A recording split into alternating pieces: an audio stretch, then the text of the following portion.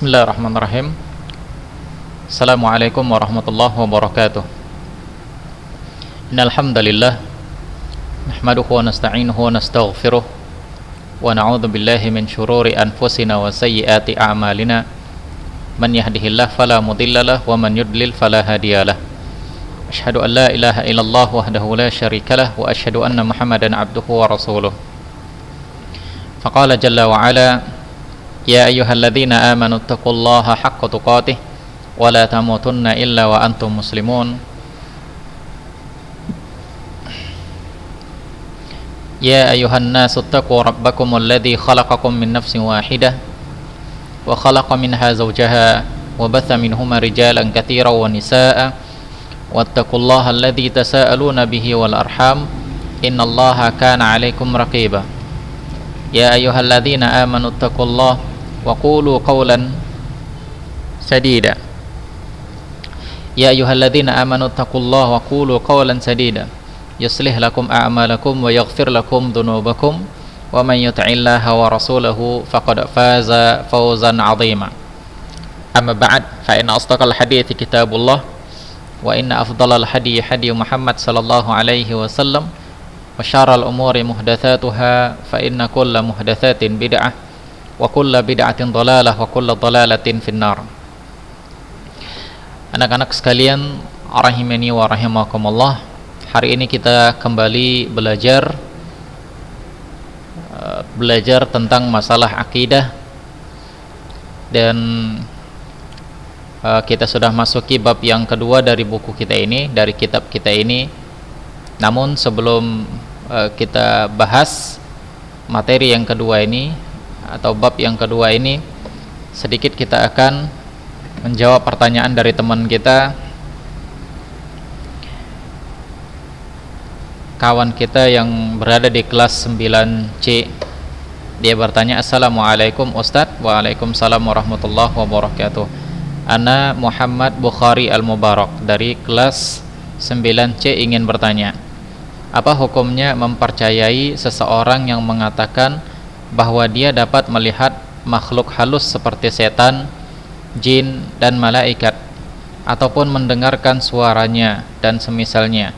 Ditambah lagi ia bersumpah atas nama Allah bahwasanya ia benar-benar dapat melihatnya. Sebagaimana yang telah kita pelajari, bahwasanya mengklaim memiliki ilmu gaib merupakan sebuah kekufuran. Mohon penjelasannya Ustadz di pertemuan berikutnya. Syukran. Baik. Nah, ini pertanyaan yang bagus. Ada orang yang kita sudah pelajarin ilmu gaib itu apa? Yang perkara-perkara gaib, yang dimaksud perkara gaib itu adalah sesuatu yang tidak bisa dilihat oleh manusia, sesuatu yang tidak bisa dilihat oleh manusia secara kasat mata. Apakah perkara-perkara yang akan datang, yang masa lalu, atau yang saat ini sedang terjadi namun tidak dilihat oleh manusia, itulah yang gaib. Misalnya sekarang ini kalian berada di rumah, kalian tidak berada di sekolah, maka apa yang terjadi di sekolah kalian tidak mengetahuinya. Nah, ini gaib bagi kalian, yaitu apa yang terjadi di sekolah gaib bagi kalian. Meskipun bagi sebagian yang lain tidak gaib, ya guru-guru yang sedang datang di sekolah mereka mengetahui kondisi sekolah. Nah, bagi guru-guru tidaklah gaib, tapi bagi kalian ini adalah gaib. Kenapa? Karena kalian tidak melihat apa yang terjadi di sekolah saat ini. Nah, demikian juga apa yang terjadi di masa depan. Maka bagi semuanya gaib, bagi semua makhluk gaib. Kita tidak mengetahui apa yang terjadi di masa depan.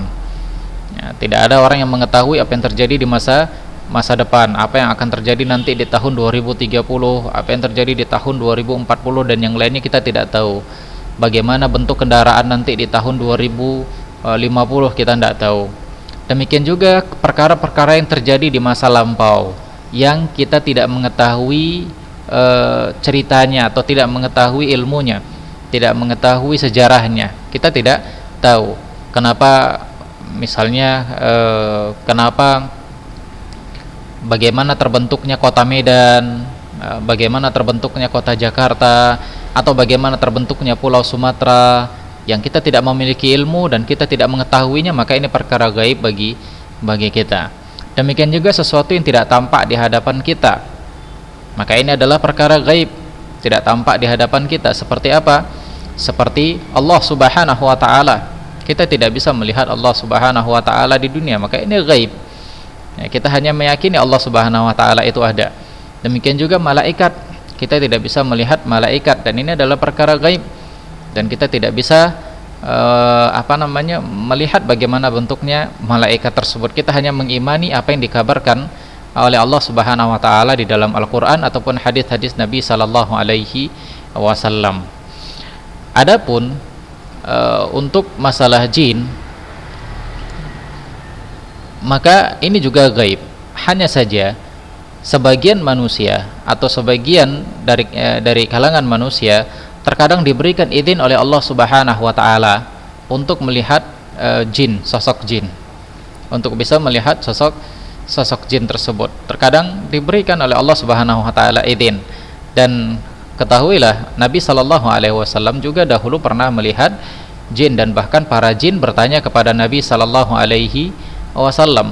Para jin bertanya kepada Nabi sallallahu alaihi wasallam tentang makanan-makanan mereka.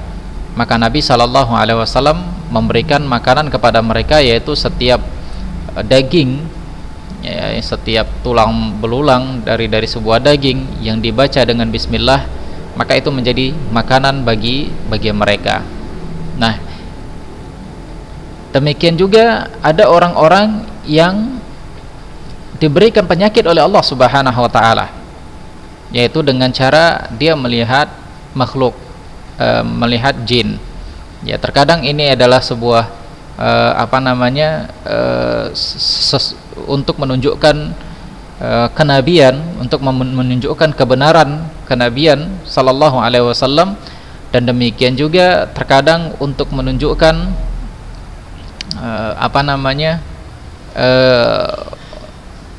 seseorang tersebut bagaimana keimanan dia kepada Allah Subhanahu wa taala, menunjukkan ketinggian dan keimanan, kebesaran imannya kepada Allah Subhanahu wa taala dengan cara dia bisa melihat jin, seperti Umar bin Khattab radhiyallahu taala anhu. Tatkala beliau melewati sebuah jalan, maka para jin tidak mau melewati jalan yang dilewati oleh Umar bin Khattab radhiyallahu taala anhu. Demikian juga dengan Imam Ahmad.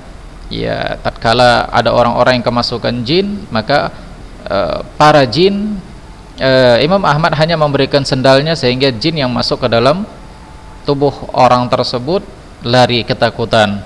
Karena ketakwaan Imam Ahmad bin Hanbal rahimahullahu taala. Demikian juga para sahabat-sahabat yang lainnya. Para sahabat yang diantara mereka ada yang mengatakan, kalau kalian melihat jin maka janganlah lari. Janganlah lari, kejarlah dia, karena sungguhnya dia takut kepada kalian. Nah, inilah menunjukkan kebesaran dan kekuatan, ketinggian iman seseorang, yaitu imannya para sahabat Nabi sallallahu alaihi wasallam. Nah, ada juga orang yang dia bisa melihat jin, tapi ini adalah penyakit yang ada pada diri dia. Penyakit yang ada pada diri dia, yaitu yang kebanyakan dari orang-orang yang dia bisa melihat jin hingga akhirnya dia merasa ketakutan sendiri. Ya,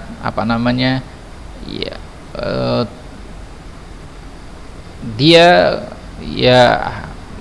terkadang merubah sifatnya atau kelakuannya. Terkadang dia bicara sendiri atau yang lainnya. Maka ini adalah sebuah penyakit. Kita tidak bilang ini adalah sebuah kemu'jizatan, keistimewaan, tidak. Ini adalah sebuah penyakit. Maka ketika ada orang yang mampu untuk melihat jin, sebaiknya dia diruqyah atau meruqyah dirinya sendiri dengan memperbanyak baca Al-Qur'an, dengan memperbanyak ibadah kepada Allah Subhanahu wa taala. Jadi ada orang yang diberikan izin oleh Allah Subhanahu wa taala bisa dia melihat jin, tapi itu tidaklah seterusnya. Hanya sekali-sekali. Ya, seperti para sahabat Nabi sallallahu alaihi wasallam, dan ini menunjukkan keimanan mereka. Nah, kita melihat kalau ada orang yang mengklaim dia bisa melihat seterusnya jin, maka ini penyakit. Ya, kalau dia bisa melihat seterusnya jin, maka ini adalah sebuah penyakit, dan dia harus diobatin penyakitnya tersebut. Harus diobatin. Adapun yang dilihat oleh para sahabat, tidaklah mereka melihat seterusnya, melainkan sekali-sekali. Ya, seperti Abu Hurairah radhiyallahu taala anhu yang pernah didatangi oleh oleh jin, oleh syaitan yang mengajari Abu Hurairah untuk membaca ayat kursi tatkala menjaga harta di Baitul Mal. Nah, tidak setiap hari datang kepada Abu Hurairah, dan Abu Hurairah tidak setiap hari melihatnya, tidak. Namun hanya sesekali, dan ini menunjukkan keimanan mereka. Adapun orang yang mengklaim dia bisa melihat seterusnya, maka ini adalah sebuah penyakit. Ya, kalau kita katakan ya benar ada orang yang seperti ini, namun ini adalah sebuah penyakit yang harus disembuhkan. Jadi tidak ada keistimewaan orang yang mampu untuk melihat jin. Adapun kalau dia mengklaim dia bisa melihat malaikat, maka ini adalah sebuah kedustaan. Sebuah kedustaan. Ya, tidak ada sejarahnya di manusia itu bisa melihat malaikat kecuali Nabi sallallahu alaihi wasallam atau para sahabat-sahabat yang melihat malaikat itu dalam rupa manusia, ya, seperti hadis tentang Jibril alaihissalam yang dia mendatangi majelis Nabi sallallahu alaihi wasallam dalam rupa seorang laki-laki, dan Nabi sallallahu alaihi wasallam melihat malaikat dalam rupa aslinya sekali, yaitu di atas ufuk. Nah, jadi kalau ada orang yang mengklaim dia pernah melihat malaikat, maka ini namanya pendusta atau kebohongan. Kalau dia mengatakan iya benar, berarti bukan malaikat yang dia lihat, melainkan jin, melainkan syaitan yang sedang menggoda orang ini. Dan kita katakan orang ini harus disembuhkan dari penyakitnya. Demikian. Wallahu taala a'lam. Taib, anak-anak sekalian rahimani wa rahimakumullah, itu pertanyaan dari teman kita Muhammad siapa tadi? Ada pertanyaan dari teman kita di kelas 9C, Muhammad Bukhari Al-Mubarak. Kita lanjutkan pelajaran kita, yaitu di pembahasan perkataan-perkataan ataupun perbuatan-perbuatan yang bisa menghilangkan tauhid kita atau mengurangi nilai dari tauhid kita. Kemarin kita sudah pelajari tentang masalah sihir, dan sekarang kita masuk tentang dukun, al-kahanah wal arrafah, yaitu dukun. Ya, maknanya sama, kahanah, kahin, arrafah, arraf itu maknanya sama, yaitu dukun, peramal atau dukun. Nah, Syekh mengatakan wahuma ittia'u ilmil ghaibi wa ma'rifatil umuril ghaibah. Keduanya ini, peramal atau dukun, keduanya ini adalah orang-orang yang mengaku mengetahui ilmu gaib, mengetahui perkara-perkara yang gaib. Kal akhbari bima sayaqa fil ardi wa ma sayahsul, seperti berita yang akan terjadi di bumi ini, yaitu apa yang akan terjadi di masa depan. Aina makana syai'il mafqud, atau seperti apa yang hilang, dia mengetahui di mana benda-benda yang hilang, barang yang hilang. Ya, seperti yang kita lihat, banyak orang datang ke dukun untuk mencari dompetnya, kan begitu kan? Dia kehilangan dompetnya, bukan datang ke polisi, tapi dia malah datang ke dukun untuk bertanya sama dukun di mana dompetnya hilang. Ya, sementara si dukun juga pusing nyari di mana buah kemenyannya dia simpan, dia lupa naruh buah kemenyannya. Nah, itulah anehnya orang-orang di zaman sekarang yang mereka mencari tahu kepada dukun, sementara si dukun sendiri mencari barangnya yang hilang. Wadzalika an tariqi istikhdami syayatin alladzina yastarquna as-sam'a minas sama'. Dan itu semua, yaitu para dukun dan para normal ini, para peramal ini, yang mereka mengklaim mengetahui perkara gaib, perkara yang akan terjadi di masa depan, dan mengetahui apa saja yang hilang. Mereka menggunakan, yaitu mereka meminta bantuan kepada para syaitan-syaitan, yaitu kepada para jin-jin dan syaitan-syaitan, yang mana jin dan syaitan tersebut mereka satu sama lain saling bahu-membahu mencuri berita dari langit. Sebagaimana firman Allah Subhanahu wa taala, hal unabbiukum ala man tanazzalu syayatin, tanazzalu ala kulli afakin athim yulquna sam'a wa aktsaruhum kadhibun. Allah Subhanahu wa taala sebutkan di dalam surah Asy-Syu'ara ayat 221 dan sampai 223. Allah katakan, maukah kalian aku beritahu kepada siapa syaitan itu turun? Tanazzalu ala kulli afakin athim. Syaitan itu turun kepada afakin athim, kepada para pendusta lagi berdosa. Yaitu para pendusta di sini adalah kepada para peramal, tukang ramal, paranormal, para dukun-dukun dan yang lainnya. Syaitan itu turun kepada mereka. Yulquna sam'a wa aktsaruhum kadhibun, yang mereka menyampaikan berita yang mereka dengar dari telinga mereka.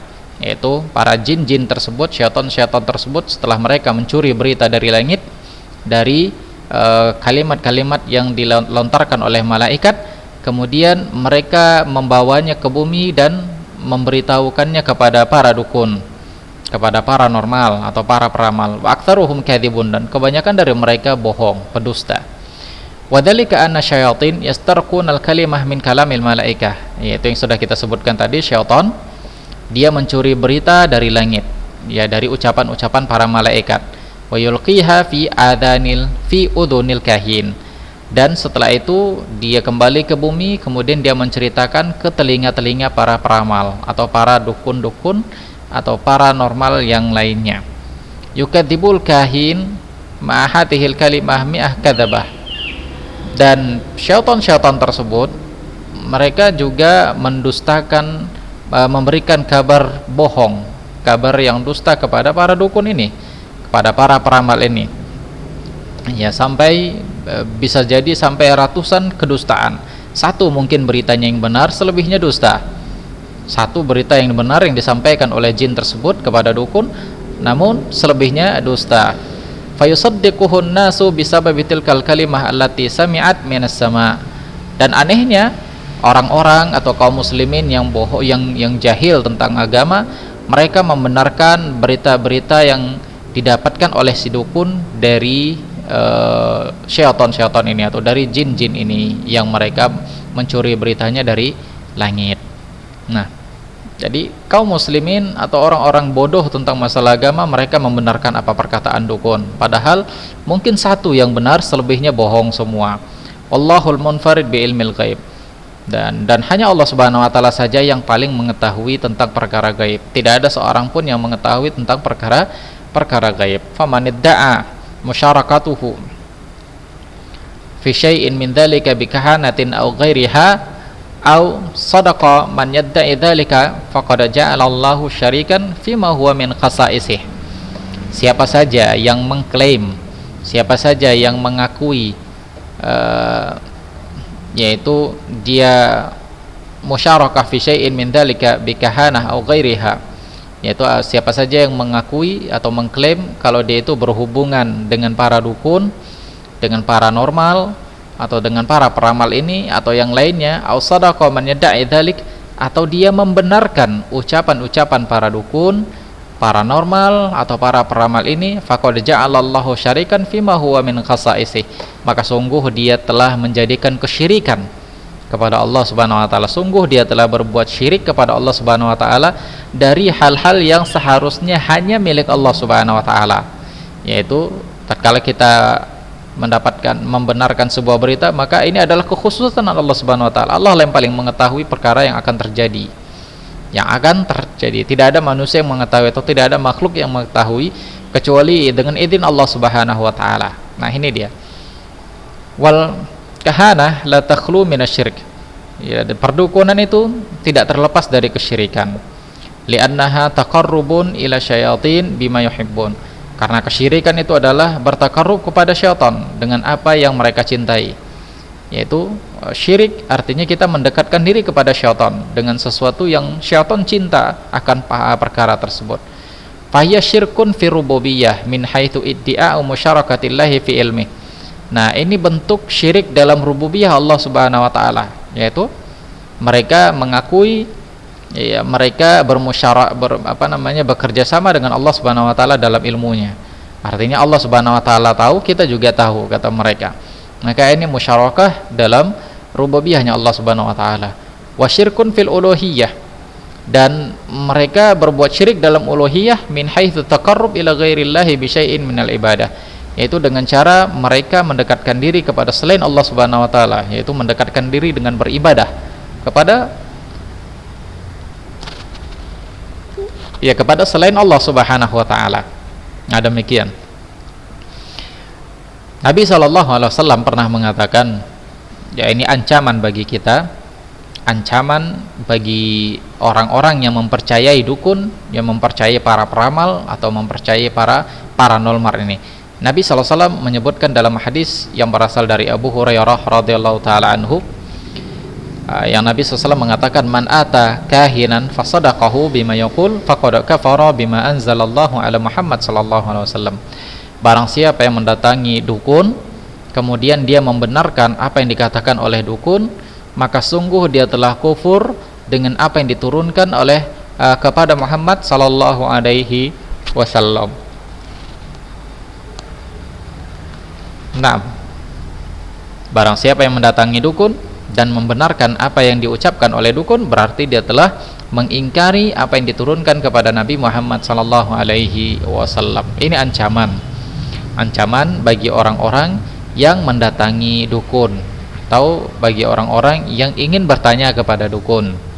Ustaz, gimana kalau seandainya dukun tersebut ternyata dia adalah anggota keluarga kita, misalnya paman atau apapun itu, kemudian ya pas hari raya kita datang ke rumahnya, ini termasuk dalam hadis ini? Enggak, ini tidak termasuk dalam hadis ini. Kalau seandainya ada saudara kita yang dukun kemudian pas hari raya kita datang ke rumahnya, maka tidak termasuk dalam hadis ini. Hanya saja tatkala kita datang ke rumah ternyata ada dari keluarga kita yang dukun, maka sebaiknya kita nasihati orang seperti ini.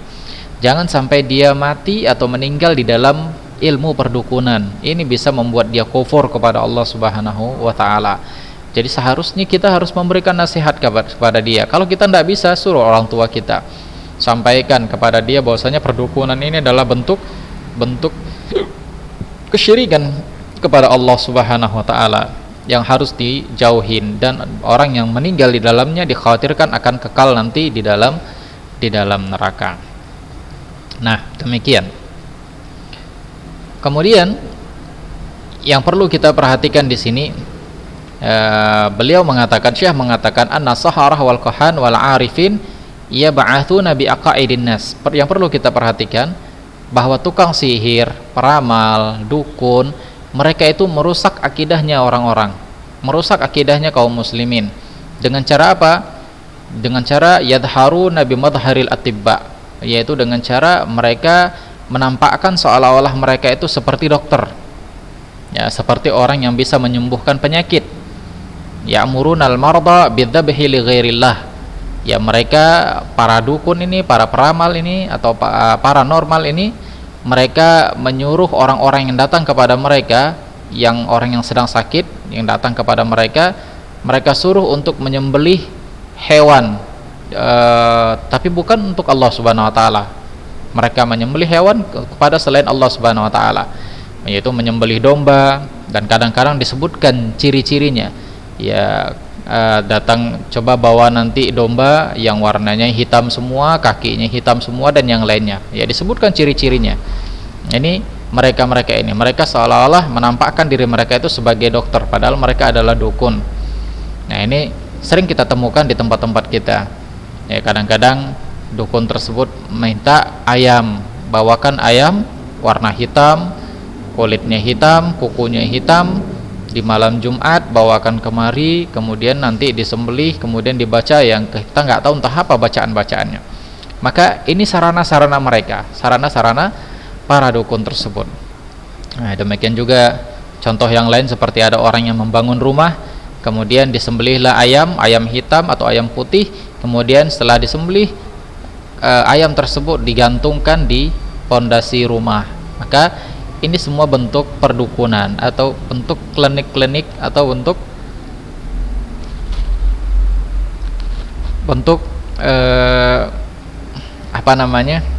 bentuk kesyirikan kepada Allah Subhanahu wa taala. Aw yaktubuna lahum talasim asyirkiyah, atau menulis jimat-jimat, yaitu menulis jimat-jimat yang syirik, atau perlindungan kepada syaitan dengan rumus-rumus, dengan angka-angka, kemudian nanti digantungkan di leher atau diletak di dalam kotak atau di dalam rumah-rumah mereka. Ya, seperti yang kita lihat di zaman sekarang. Nanti ada anak-anak yang sakit, orang tuanya buat jimat, nanti mendatangi dukun, kemudian dikasihlah jimat. Nah, kalau jimat itu dibuka, itu ada tulisan-tulisan Arab yang kita nggak tahu apa bacaannya. Tulisan Arab, nanti ada sin, ada sot, ya ada huruf fa yang nggak jelas itu bacaannya apa. Kemudian ya diikat-ikat, kemudian dijadikan jimat, diikat dengan benang merah, benang hitam, dan benang putih. Maka ini semua bentuk-bentuk perdukunan. Ya, digantung di leher, digantung di tangan atau di pinggang ataupun di kaki. Nah, demikian. Wal ba'du al-akhar yadhharu bimadharil mukhbir 'anil mughibat. Peramal yang lain atau jenis yang lain, sebagian yang lain mereka seolah-olah menampakkan sesuatu masa depan. Artinya mereka mengetahui kalau mereka itu mengetahui perkara yang gaib, perkara yang akan datang. Ya, berapa banyak kalau kita lihat di koran-koran, banyak orang yang mengatakan mengubah hidup Anda menjadi yang lebih baik lagi di masa mendatang. Seolah-olah dia mengetahui bagaimana hidup kita di masa mendatang dan yang lainnya. Nah, ini bentuk-bentuk sihir, bentuk perdukunan atau peramal. Wa amakin al-asya' al-mafqudah bihaitsu ya'tihi al-juhal fas'aluna 'anil asya' ad-dha'i'ah fayukhbiruhum biha au yahduruha lahum biwasitati umala'i minasyayatin. Atau dengan cara lain, yaitu dengan cara menunjukkan benda-benda yang hilangnya berada di sebuah tempat. Yaitu orang-orang bodoh datang kepada para dukun ini, mereka bertanya tentang benda mereka yang mereka miliki hilang. Maka dukun ini pun memberi tahu, oh tempatnya di sini, yaitu ya terkadang benar. Kadang benar, misalnya kita mendatangi dukun, kita bertanya kepada dia, di mana dompet saya? Kemudian ternyata dikasih tahu oleh si dukun tersebut, dompet Anda itu berada di bawah ini, di bawah laci dan yang lainnya. Pas kita cari ternyata benar. Ya, ini merupakan wasitati umala'ihi minasyaitan. Bisa jadi karena perantaraan syaitan. Sebagaimana syaitan mencuri berita dari langit, kemudian mengetahui, oh dompet si fulan itu berada di sini. Itu benarnya. Di situ benar, tapi yang lainnya salah. Yang lainnya itu adalah dusta. Nah, ini adalah pekerjaan dari pasukan-pasukannya syaitan. Sebagian yang lain, ya, dukun-dukun dan paranormal ini, sebagian yang lain itu menampakkan dirinya seolah-olah seperti mereka itu adalah seperti seorang kiai, seorang ustadz, seorang kebal yang mempunyai ilmu kebal, mempunyai karomah, mempunyai sesuatu yang di luar batas kemampuan manusia. Dan terkadang mereka mempropaganda manusia dengan cara menyuruh orang-orang untuk memasukkan dia ke dalam api, kemudian dia tidak terbakar dengan api dan yang lainnya. Maka ini adalah tipu daya dari syaitan. Sebagian yang lain kadang-kadang memukul badannya dengan pedang, dengan senjata-senjata, tapi tetap tidak terbelah, ampuh, badannya kokoh. Nah, atau meletakkan tubuh mereka di bawah ban kendaraan. Setelah dimajukan, maka ban kendaraan tersebut tidak memberikan pengaruh sama sekali pada tubuh mereka. Maka ini adalah bentuk-bentuk perdukunan dan bentuk-bentuk kesyirikan kepada Allah Subhanahu wa taala. Jadi hakikatnya sihir ini adalah amalan-amalan syaitan yang mereka lakukan untuk membuat fitnah di tengah-tengah manusia. Nah, sihir ini nyata, dia bukanlah hayalan, bukanlah dongeng. Sihir ini nyata. Nah, oleh karena itu barang siapa yang mencoba-coba untuk mengetahui perkara gaib, mengklaim kalau dia mengetahui ilmu gaib, maka orang ini bisa jatuh ke dalam kekufuran.